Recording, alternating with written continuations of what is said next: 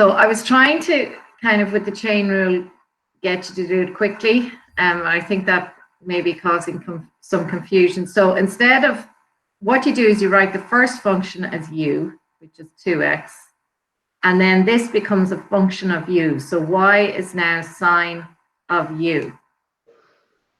And now the chain rule just says you have to multiply u prime by v prime. So u prime, or du dx, you just differentiate 2x and you get 2. Y prime, you just differentiate sine and you get cos. And the angle is u, and u was 2x, so you can change that back now to 2x. So then you're, well, that's not really y, but that's dy du. Okay, I wouldn't use y prime there because it's different too. And this is du dx, because this is in terms of x. So when you differentiate it with respect to x, this is in terms of u, so it's with respect to u. And then dy dx, which is what we actually want, because the original function was y in terms of x, is du dx times dy du. And the u's cancel, that's why you've got dy dx. So du dx is 2, dy du is cos 2x. Okay, now if you want to skip all this part, you can just say, there's my first function, differentiate that, it's 2. There's my second function, differentiate that, differentiate sine, you get cos, sorry, differentiate sine, you get cos, and the angle has to stay the same, which is the original input, which is 2x.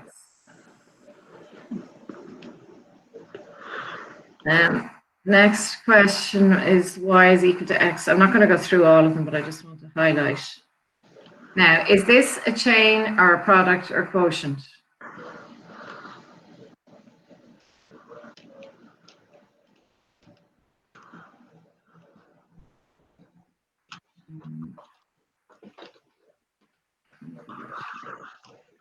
John, is it chain, product, or quotient that?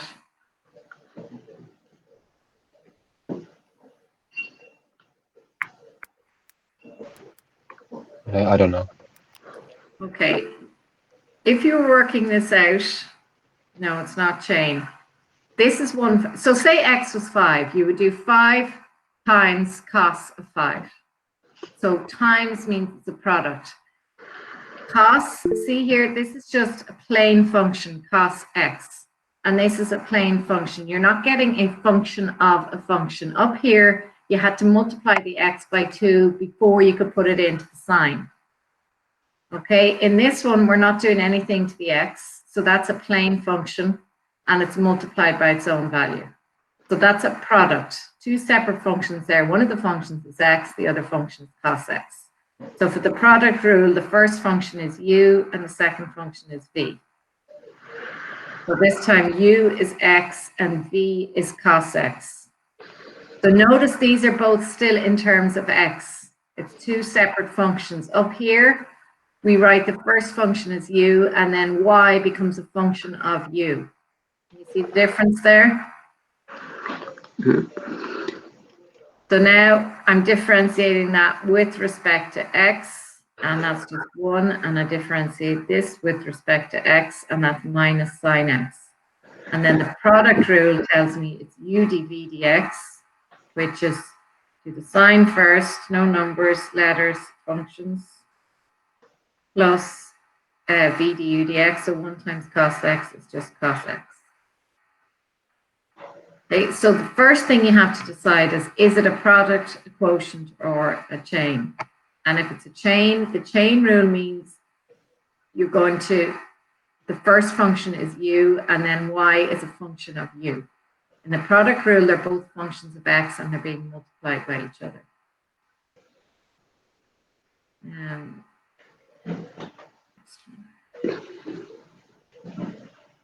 So like, next one, y is equal to sine squared x.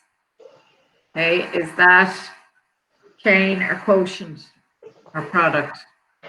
What are we doing here? Are we doing a function of a function, or are we multiplying 2 functions?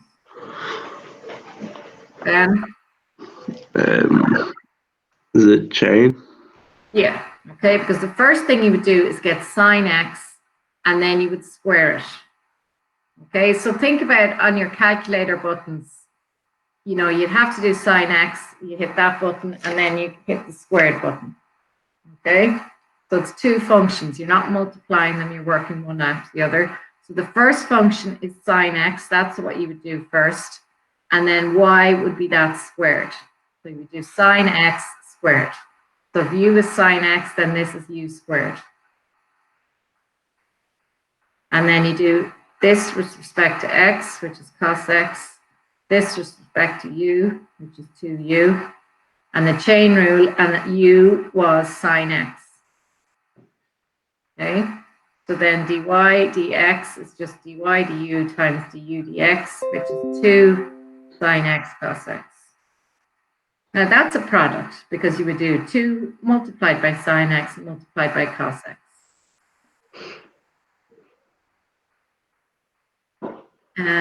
So you have to understand the difference between chain and product. If I was doing sine of 3x squared plus 4, is that chain rule or product?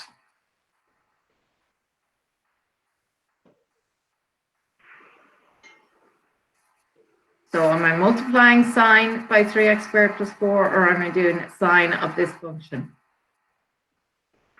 So is it a chain or a product?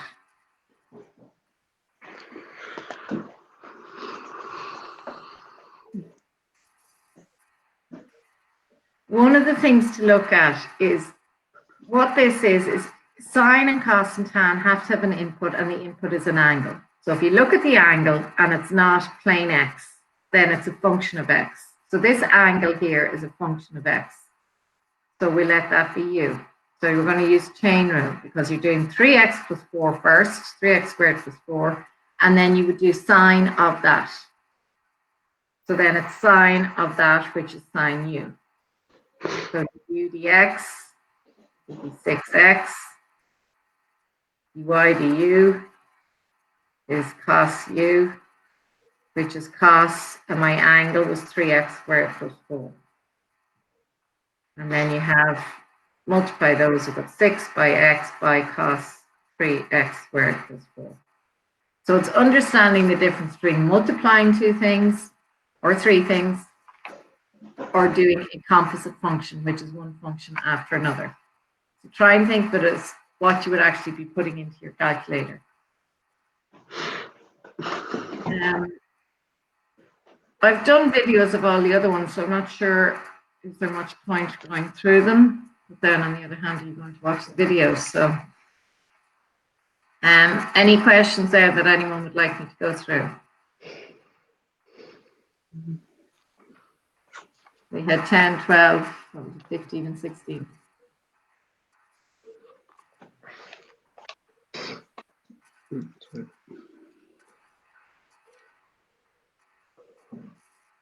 Okay, if you need to go through them, and these type of things are going to be on your test next week. I would go through the videos that I've posted. If you want me to give you some more examples, I can do that.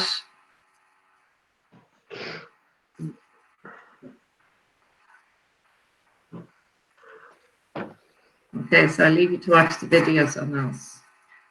Now, for the test next week, as regards this chapter, you need to remember how to differentiate from first principles.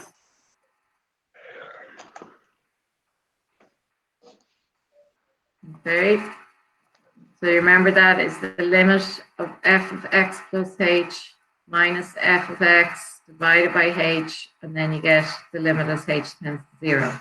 Sorry. Does anybody want me to go through an example of that?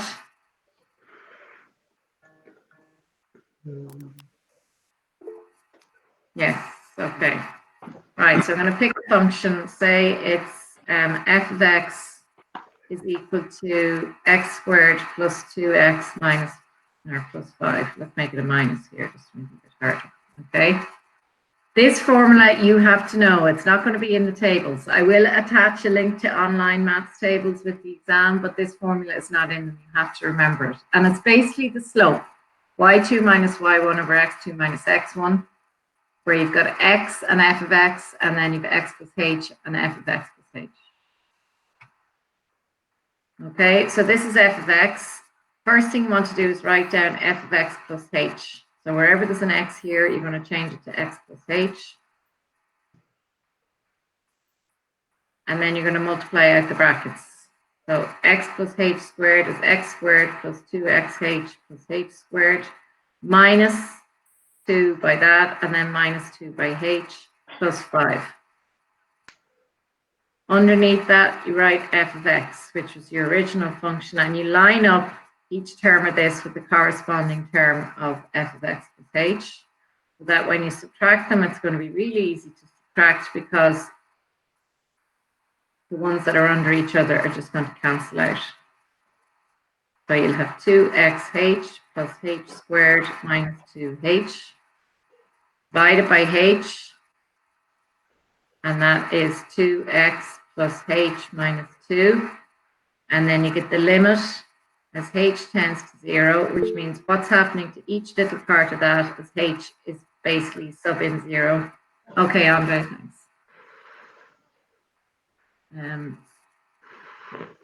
So I'm just going over revision for the test. There's no h in this, so when h is 0, that's still going to be 2x. When h is 0, this is h, so it's going to be 0. This has no h, so it's independent of h, it doesn't matter. So that's your final answer. And you know that's true because if we just, the nice thing about differentiating from principles is before you start, you can use your rule to differentiate so you know what the answer should be. The answer should be 2x minus 2 and the constant would disappear. Okay, but you must show all these steps. Yes, we know that this is the answer. We can do that like very, very quickly. But when it says, if the question says differentiate from first principles, you must go through all those steps. If we differentiate by rule, that's fine. It's just 2x minus 2. Okay. So there'll be a question that will be part of the differentiation question. The other parts will be differentiating x to the power of n and your sine and cos and tan, and using the product rule, the quotient rule, and the chain rule. Okay, so that's basically what you were doing for homework last night. I have put up videos with examples of all of those with the homeworks. So I think seeing as this is the kind of chapter that's freshest in our mind, I would just say go back over those videos, do the homework. That's your best way to prepare for that. Any questions on that? Okay, so the other two or three chapters that will be up are coordinate geometry of the lines. So here's your topics here. This is on Classroom, okay?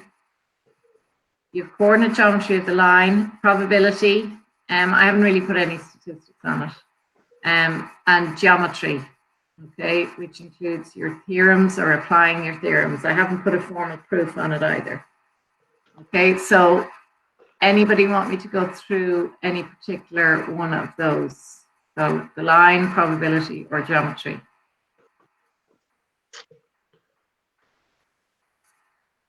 I know some people like that, Matthew.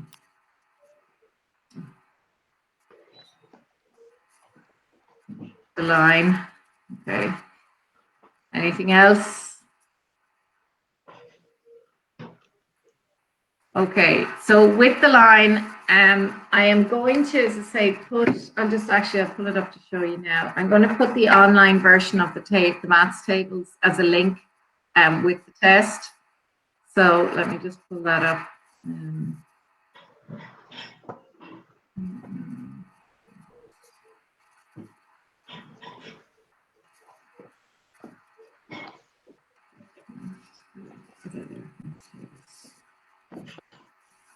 Okay, so this will be attached to the test. You can click on this and you can go to the page. So when you're doing the coordinate geometry of the line, if you don't have your own tables, this will be there.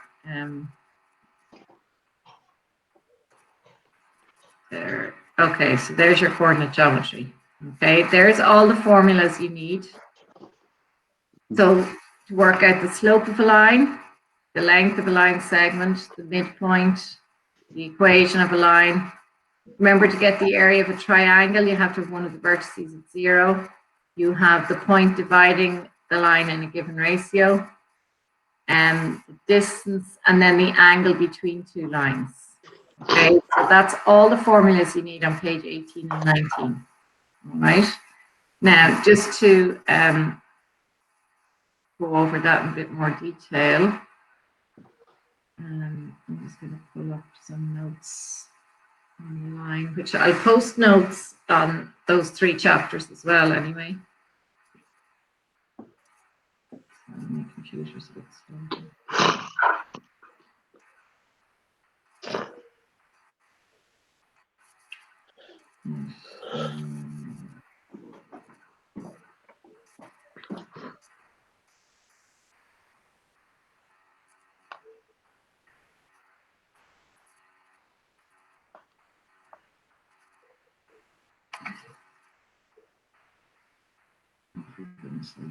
Sorry, this is really slow.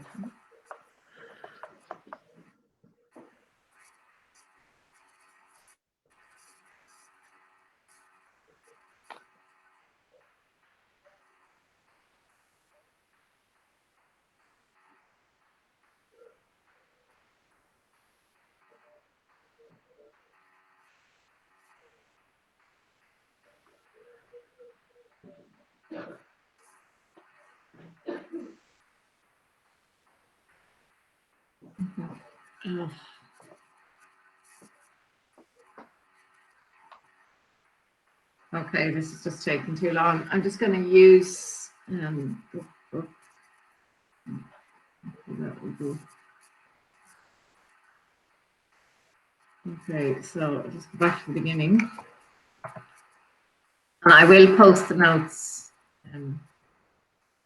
for coordinate geometry. But remember that all the formulas are in tables. Okay, so we're going to page 146. And these are all the formulas that you would have done at junior cert. So when you'd be given 2 points, you call the first point point 1, the second one point 2, and you label the first coordinate x1, y1, and x2, y2. And you're just subbing in there, and then you can use it. If any question asks you the slope or the equation of a line, you're using y minus y1 equals m. And remember that positive slope means it's going up, negative slope means it's going down. Parallel lines with the same slope. Perpendicular lines, remember that the product of the slopes would be -1, or the slopes are the negative reciprocal of each other. Okay. The area of a triangle. So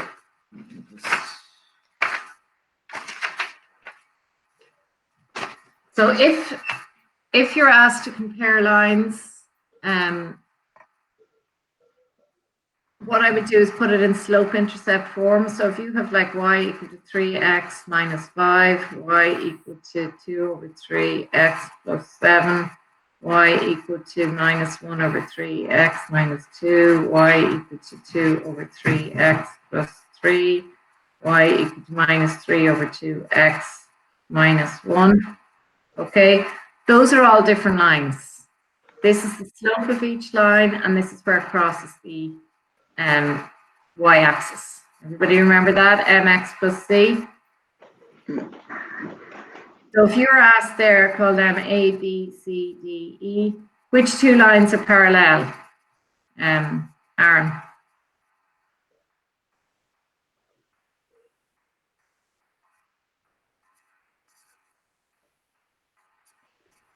Which 2 lines there would be parallel to each other?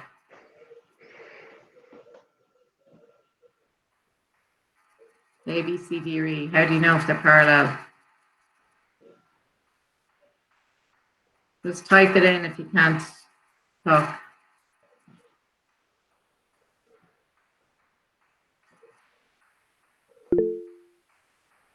E and D.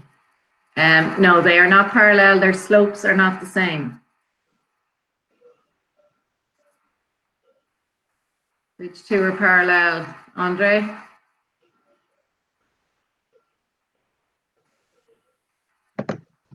Is it B and D? B and D, because look, these two numbers are the same. That's the slope. If the slope is the same, they're parallel. Which two are perpendicular? And there are more than one. Accordion, give me one pair of perpendicular lines.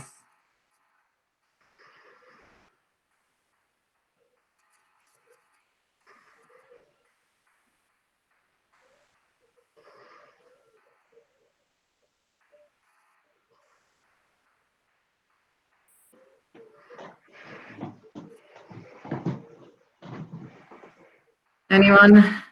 Matthew, perpendicular lines there, A, B, C, D, or E?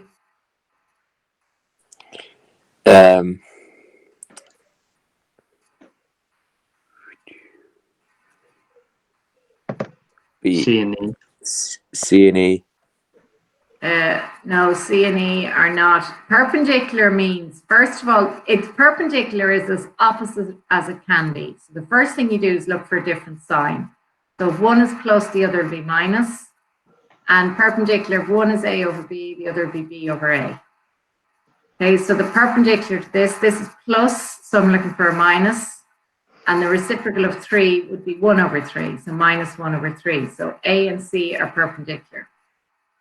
This one is 2 over 3, so the reciprocal of that would be a negative because this is minus, and it would be 3 over 2. So that would be E. So B and E are perpendicular. D and E are also perpendicular because if you remember, B and D were parallel. Okay? So if I was to draw those lines, 3x minus 5 means I'm going down, I'm crossing at minus 5. And for every 1x, I'm going up 3y. So across 1, up 1, 2, 3. That's line A. Line B is 2 over 3x plus 7. So that's crossing at 7. 1, 2, 3, 4, 5, 6, 7. For every 3x, remember it's rise over run is the slope. So for every 3x, I'm going up 2. So if I go across 3, I go up 2. And there's that line. Okay. This one is crossing the y-axis at -2. And for every 3x, I'm going down 1 because it's negative. Because it's minus, if I go across 3, I go down 1. So go 1, 2, 3 across, down 1. And there's that line. And you can see that that's perpendicular. That was C. A and C are perpendicular. Okay. This one, 3x, 2 over 3x plus 3. So I'm crossing the y-axis at 3. For every 3 across, I go up 2 because that's positive. So I go 1, 2, 3, up 2. And there's that line. So that's line D. This is line D. And then E crosses up -1. It's slope. So for every 2 across an x, I'm going down 3. So go over 2, down 3. And there's that line, and you can see it's perpendicular to B. Okay. So the slope-intercept form is extremely useful because it directly relates to the graph, and we can tell a lot. We can tell if the line is going up or down, and we can tell if it's going up or down very steeply. So you can see A and B, the slope of A is a lot higher than the slope of B. So A is much steeper than B. Okay. So slope-intercept form is very useful when you're relating to the graph. You may be given an equation in general form. Ax plus by plus c is equal to 0. That's general form. If a line is given in that form, how do I know its slope without having to go and rearrange the whole thing? What would the slope be of this line? A over B. Almost. Or minus A over B, is it? Minus A over B. So if you're given in this form, the slope M equals -A over B. And the reason for that is, say you have AX plus BY plus C is equal to 0. You want to get it into slope-intercept form, which means you need the Y on its own and everything else on the other side. So you would take away the X on both sides and take away the C on both sides, which would leave you with BY is equal to -AX minus C. And then you divide everything by B. And you've got y is -A over b times x. So there's your slope, and there's your y-intercept.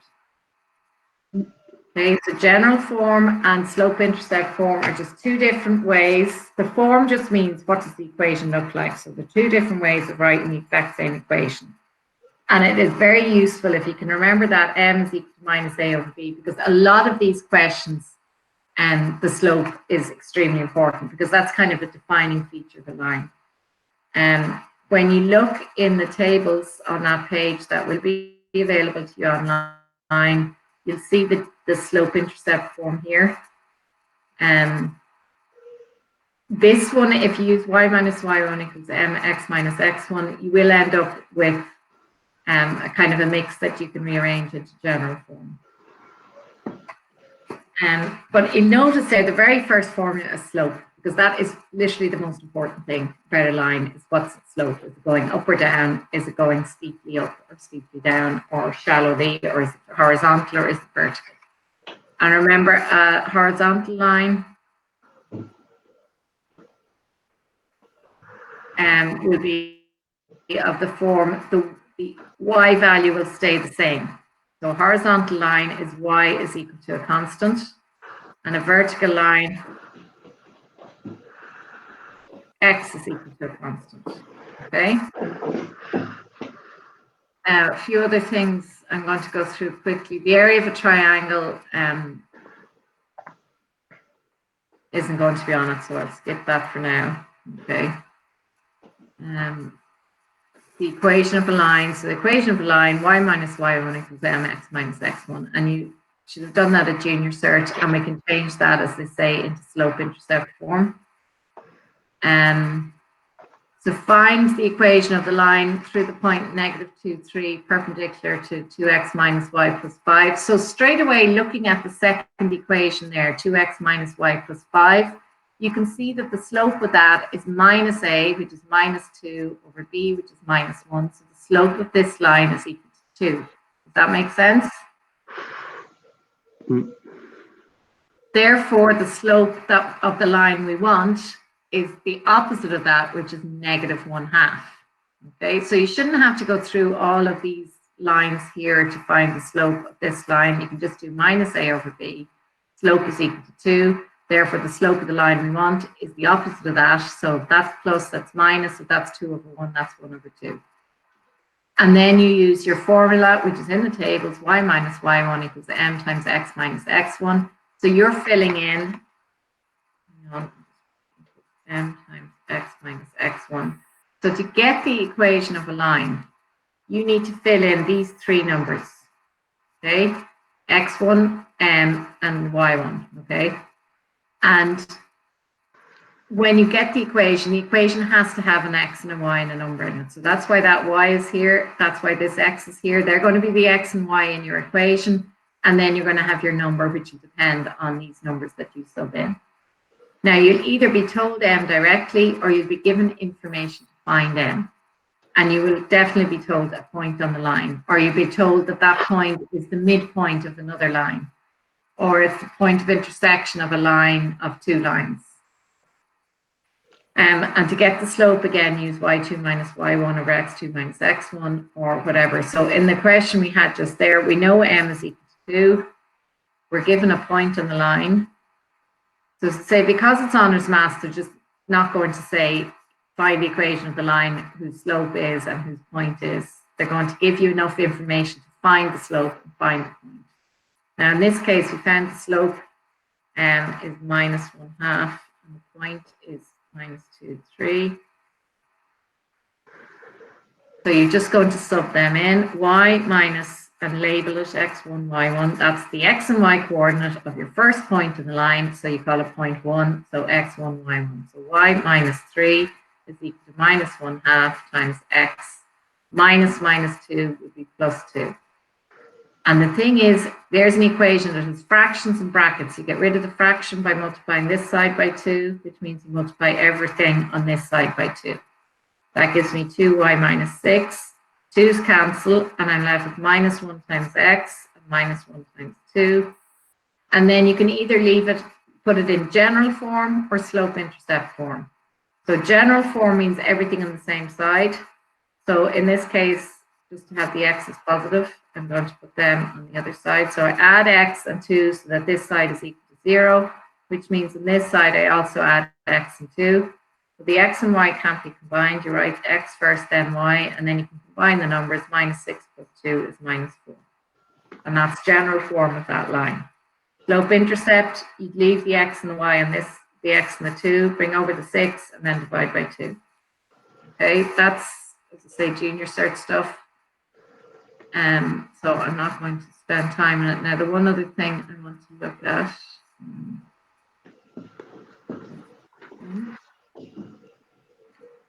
And I would underline this in the book. To find the equation of a line, you need 2 pieces of information. And those pieces of information have to get you to the slope and a point. Okay.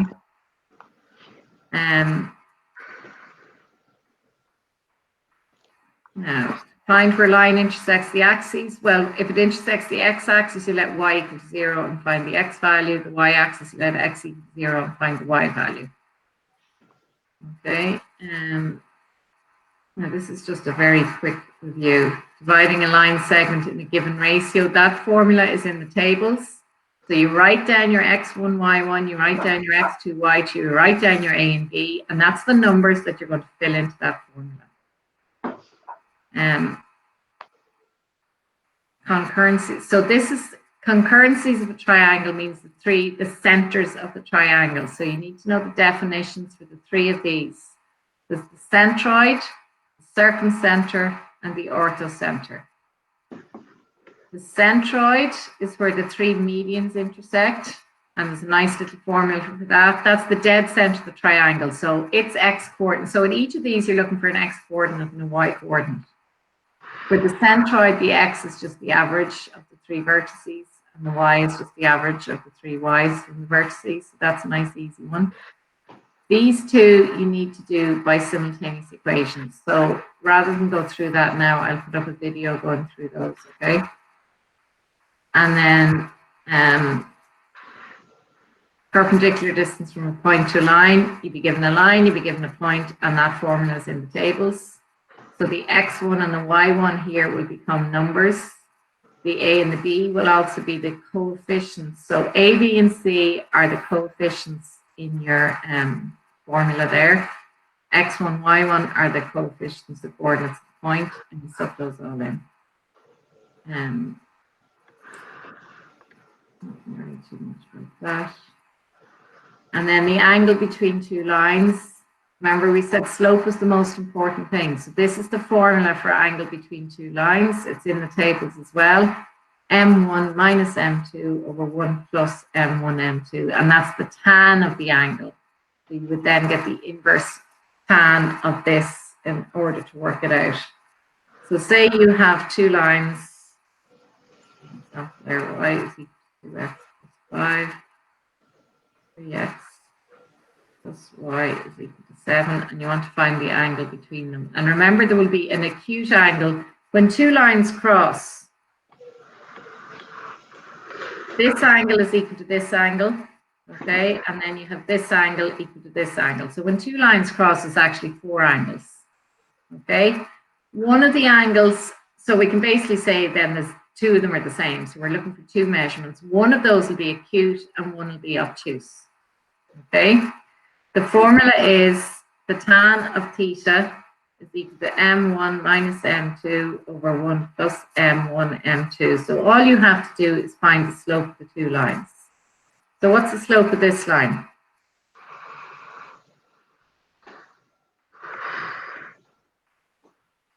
Andre, what's the slope of this line? 2. Yeah, okay. So that equals m1. Now, when you look at this line, it's not in slope intercept form, so there's a little bit of rearranging to do. What's the slope of this line, Pavel?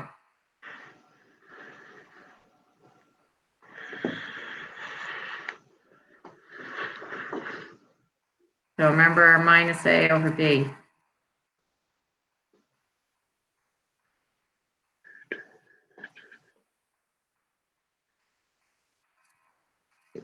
Okay, A is 3, B is 1. So the slope of this one would be minus 3 over 1, and that's equal to M2. Then you go down to your formula. So you have M1 is 2, minus M2 is minus 3 is plus 3 over 1. And that's plus 2 times minus 3, so that's minus 6. That is minus 5 over, sorry, it's minus 1.